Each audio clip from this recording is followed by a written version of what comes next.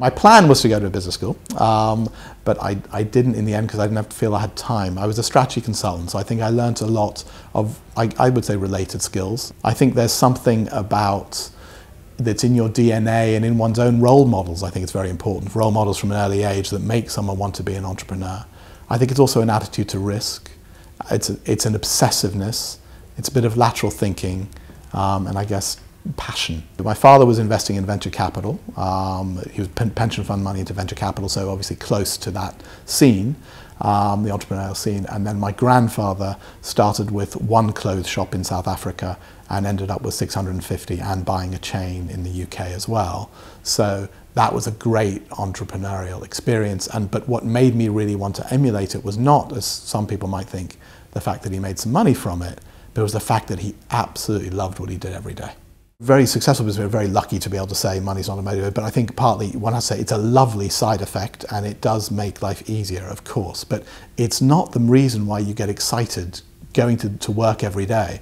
What is exciting is to build something from nothing. It's the team around you, it's having smart minds, conquering exciting problems, it's a thrill of doing the deal, and it's watching your baby grow. The first thing about lastminute.com that helped make it work was just choosing an innovative idea, and I think that's one of the big debates right now is innovation important? Can you just copy and follow? And you can, and make the others successful too, but I think the excitement you get when you do something new that is deemed to be groundbreaking means you can get more buzz around it, so that's just a simple PR thing. But more importantly, I think you can attract better talent, because talent wants to work for something that makes people's lives better every day and that is breaking new ground and experimenting and is deemed to be a pioneer. So that was one of the things about lastminute.com. The other thing is just a consumer need. It was very easy to explain the idea to somebody in 2 seconds, or not 2 seconds, maybe a minute, and then for them to say, great, I want it. And when we knew initially that people wanted it as a consumer, we knew we were onto something and this was really worth persevering. And then when we saw, talking to suppliers, that we could solve a problem for them as well, obviously primarily the unsold inventory problem, we realized that this was a great medium, the internet that was coming, to solve this problem for consumers and suppliers. It was really back in 2007, having sold lastminute.com and then bought a house, I saw a consumer need for using technology to help you solve this problem of interior design and finding the right products to buy through this very complicated mess. So buying a house and doing it up is very complicated, and technology wasn't helping me at the time. And also, when I looked into the market, I saw it was very fragmented. Market leaders only had about 6% market share, which, having come from the online travel space, where at the time people like British Airways had 50% domestic share, was a real pleasure to see that there was proper fragmentation, because that means there's more role for an intermediary.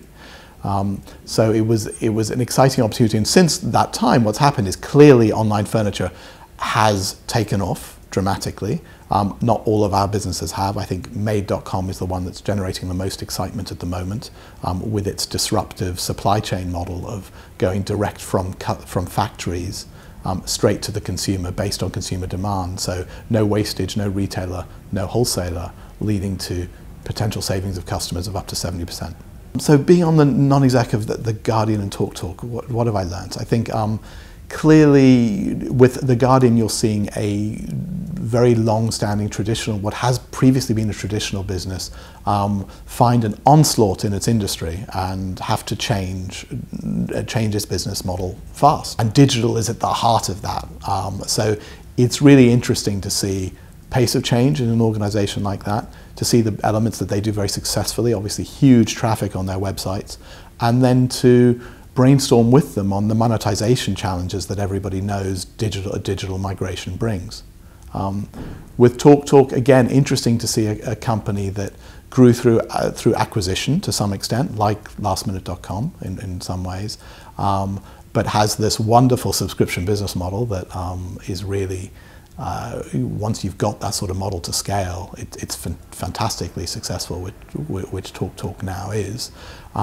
And then innovating, and how do you do customer, so churn is a big question, and how do you, for a company like that, how do you deal with churn and customer loyalty?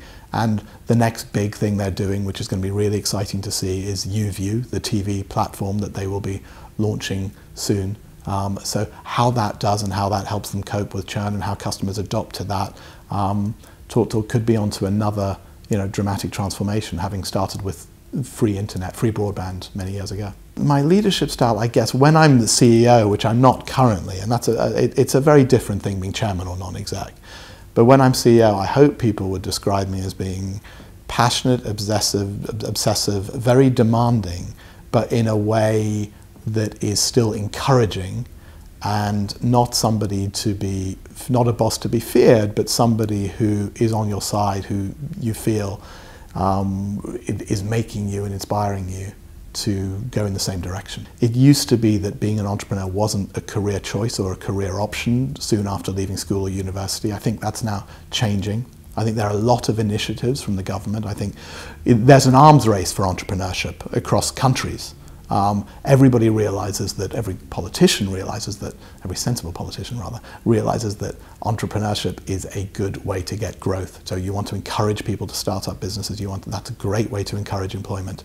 So I think we're seeing that right through from tax policy, things like SEIS and EIS investment schemes in the UK, to entrepreneur visas, to the buzz around Tech City in London, to a general upping of the rhetoric.